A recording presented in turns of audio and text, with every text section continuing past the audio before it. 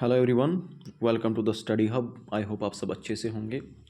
तो fundamental rights के ऊपर हम एमसीक्यूज़ कर रहे थे।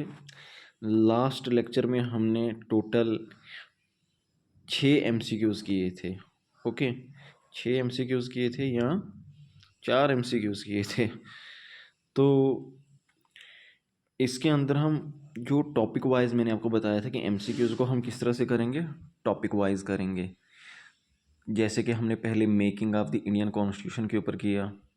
ओके, तो अब हम फंडामेंटल राइट्स के ऊपर कर रहे हैं। तो इसी तरह से बाकी आपके जो टॉपिक रहते हैं, फंडामेंटल ड्यूटीज़, डीपीएसपीज़, उनके ऊपर भी हम एमसीक्यूज़ करेंगे। ओके, तो देखिए क्वेश्चन हमारे पास यहाँ पर क्या है सामने। क्वेश्चन बता रहा है कि ड्यूरिंग नेशनल इमरजेंसी। टाइम इसमें इसलिए लग रहा होगा, आप सोचेंगे थोड़ा टाइम कंज्यूमिंग है, क्योंकि मैं साथ में थोड़ा एक्सप्लेन भी आपको इनको कर रहा हूँ। ओके, एक्सप्लेनेशन ज़्यादा ज़रूरी है क्योंकि इससे आपके कॉन्सेप्ट और क्लियर हो जाएंगे। क्वेश्चन बता रहा है कि during national emergency all fundamental rights can be suspended except. कहता है जब नेशनल इमरजेंसी होगी तो नेशनल इमरजेंसी के टाइम पे जितने भी फंडामेंटल राइट्स हैं सभी फंडामेंटल राइट्स को सस्पेंड किया जाता है। एक्सेप्ट किनको छोड़कर, यानी कि अगर गवर्नमेंट चाहे सभी फंडामेंटल राइट्स को सस्पेंड कर सकती है, लेकिन इस आर्टिकल या इन आर्टिकल्स को सस्पेंड नहीं कर सकती। वो कौन से हैं? ऑप्शन ए है आर्टिकल 18 एंड 19, ऑप्शन बी है 20, 22, ऑप्शन सी 21 या ऑप्शन डी 20 एंड 21। तो इसका राइट आंसर क्या होगा? तो इसका राइट आंसर है आपका आर्टिकल 20 एंड आर्टिकल 21। तो आपका आर्टिकल 20 और आर्टिकल 21, इन दो को जो गवर्नमेंट है नेशनल इमरजेंसी के टाइम पे कभी भी सस्पेंड नहीं कर सकती।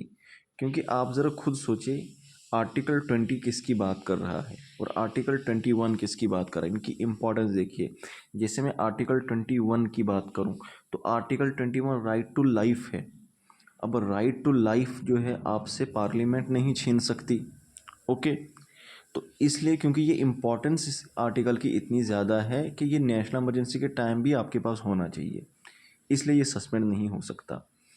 आर्टिकल 20, अगर आपको अरेस्ट कर लिया जाएगा, डिटेन कर लिया जाएगा, तो आपके पास क्या क्या राइट्स हैं जिनका आप इस्तेमाल कर सकते हो अपनी उस लिबर्टी को फिर से अचीव करने के लिए।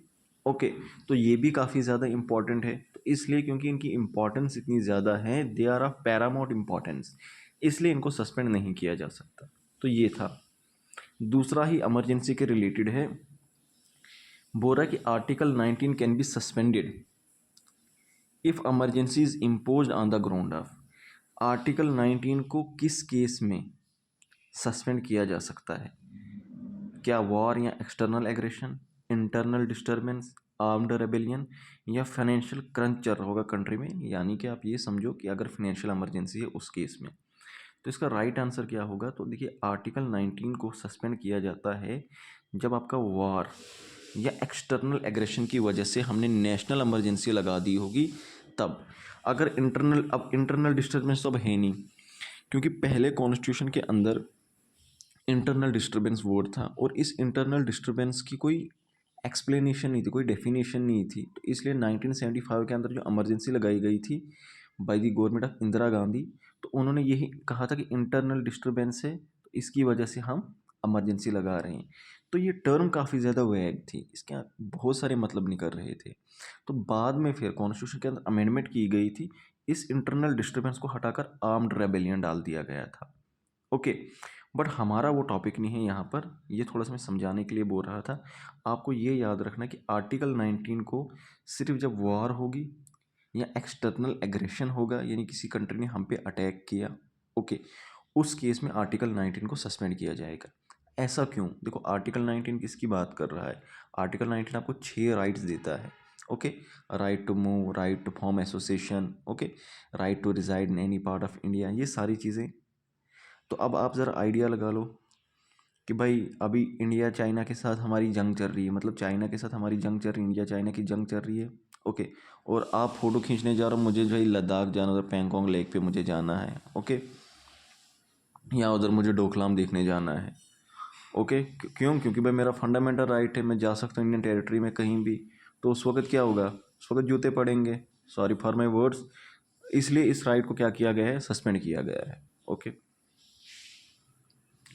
उसके बाद ये बात कर रहा है, देखो ये दो इम्पॉर्टेंट डॉक्ट्रीन्स हैं, क्योंकि ये फंडामेंटल राइट्स के रिलेटेड हैं, तो इनके चांसेस बनते हैं कि ये पूछ लिए जाएंगे।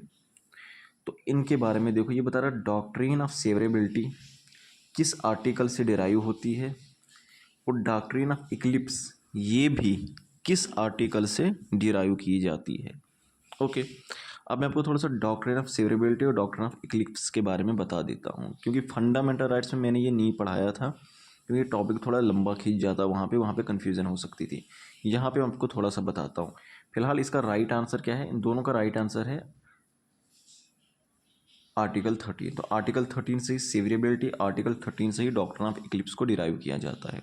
देखो इसका मतलब क्या है, जब आर्टिकल 13 को आप देखोगे, आर्टिकल 13 बोलता है कि स्टेट कोई भी ऐसा कानून नहीं बनाएगी जो क्या काम करेगी, आपके किसी भी राइट को, जो आपके फंडामेंटल राइट्स हैं उनको छीने। ओके, या फिर ऐसा कोई भी any law made in contravention of this clause shall to the extent of the contravention be void. इसका क्या मतलब है, देखो ध्यान से सुनो। पार्लियामेंट ने कोई लॉ बनाया, वो लॉ आपके फंडामेंटल को छीन रहा है, फंडामेंटल राइट्स को छीन रहा है, उस पूरे लॉ को हटा दो। एक तो ये है, अगर पूरा का पूरा लॉ वायलेट कर रहा है। दूसरा ये है कि लॉ बनाया है, उस लॉ के अंदर बहुत सारे प्रोविजंस हैं, लेकिन वो सारे प्रोविजंस वायलेट नहीं कर रहे हैं आपके फंडामेंटल राइट्स को। कुछ ऐसे प्रोविजन हैं, दो तीन प्रोविजंस हैं जो वायलेट कर रहे हैं। ये कह रहा है सिर्फ उनको हटा दो। ओके, या तो पूरे के पूरे लॉ को हटा दो अगर पूरा का पूरा लॉ वायलेट कर रहा है, या अगर उस लॉ के कुछ प्रोविजंस वायलेट कर रहे हैं तो उसको हटा दो। तो ये जो यहाँ पर टर्म यूज़ की गई है ना, to the extent of the contravention, जहाँ तक कॉन्ट्रवेंशन कर रहा है वो, उस लॉ की उस चीज़ को हटा दो। ओके, तो कोर्ट ने इसको ऐसे इंटरप्रेट किया, कोर्ट ने ये बताया कि देखो पूरे के पूरे लॉ को हटाने की ज़रूरत नहीं है। यहाँ पर जो वर्ड यूज़ किया गया है, ये जो लाइन यूज़ की गई टू द एक्सटेंट, कि जहाँ तक वो लॉ फंडामेंटल राइट्स को वायलेट कर रहे हैं वहाँ तक हटा दो। मान लो ये प्रोविजंस हैं, इसके अंदर बहुत सारे प्रोविजंस लिखे हुए हैं, तो सारे प्रोविजंस नहीं कर रहे हैं, बस ये ऊपर वाले कुछ प्रोविजंस कर रहे हैं। तो टू द एक्सटेंट यहाँ तक ये कर रहा है, तो यहाँ तक इसको क्या कर दिया जाएगा, यहाँ तक इसको हटा दिया जाएगा।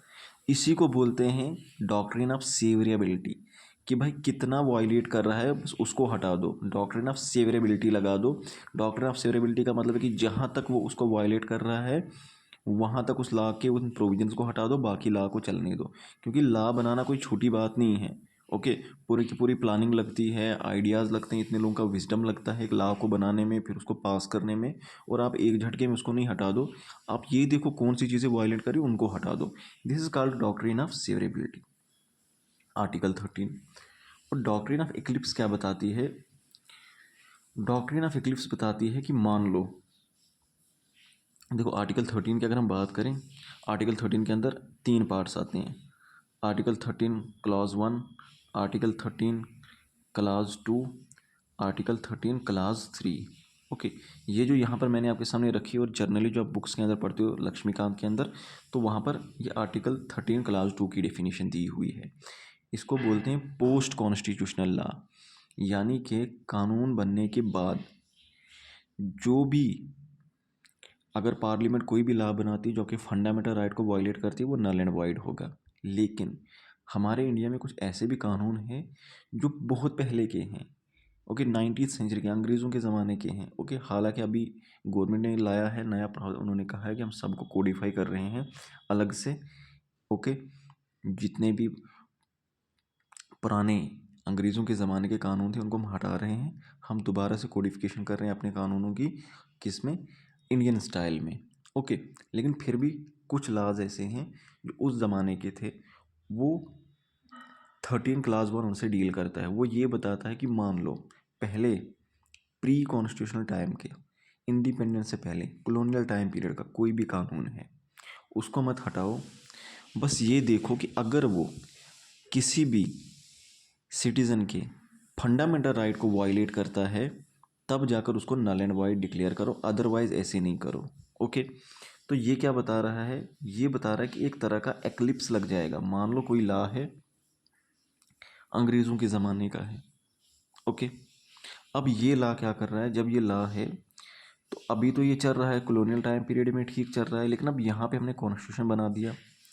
अब यहाँ से आगे हमने देखा कि भाई ये वॉयलेट कर रहा है, इस ज़माने में ये वॉयलेट कर रहा है, तो ये बता रहे हैं कि ठीक है इसको ख़त्म मत करो, इसको रोक दो, इसको रोक दो, एक्लिप्स कर दो, इसको रोक दो।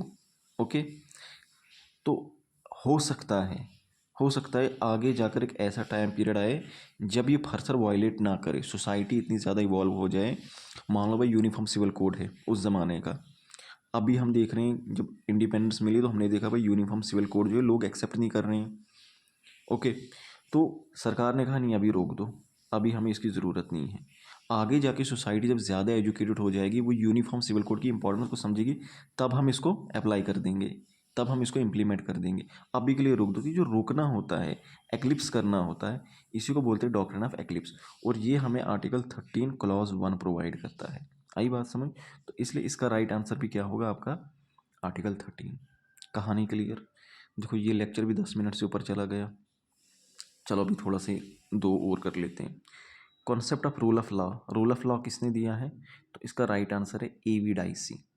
ठीक है, ये एक ब्रिटेन के थे, तो उन्होंने दिया था, कॉन्स्टिट्यूशनल एक्सपर्ट थे, उन्होंने कॉन्सेप्ट दिया था रूल ऑफ लॉ। ये रूल ऑफ लॉ मैंने शायद पढ़ाया है, आपको नहीं पढ़ाया होगा तो नेक्स्ट वीडियो में इसको मैं अच्छे से डिस्कस करूँगा। द वर्ड अनटचेबिलिटी, अनटचेबिलिटी कहाँ पे डिफाइन की गई है? ओके, तो मैं चाहता हूँ इसका आंसर आप मुझे दें। ठीक है, ये आपके पास ऑप्शंस हैं, इसका आंसर मैं चाहता हूँ कमेंट सेक्शन में आप मुझे बताएं। ओके, थोड़ा ट्रिकी है, नेक्स्ट वीडियो में मैं खुद इसको एक्सप्लेन करूँगा। Okay, thank you so much. तो ये फंडामेंटल राइट्स के ऊपर आपके थे। नेक्स्ट लेक्चर में जो लास्ट के दो हैं उनको भी डिस्कस करेंगे, और आगे जो इंपॉर्टेंट फंडामेंटल राइट्स के ऊपर ही एक और लेकर आऊँगा वो करेंगे। Thank you.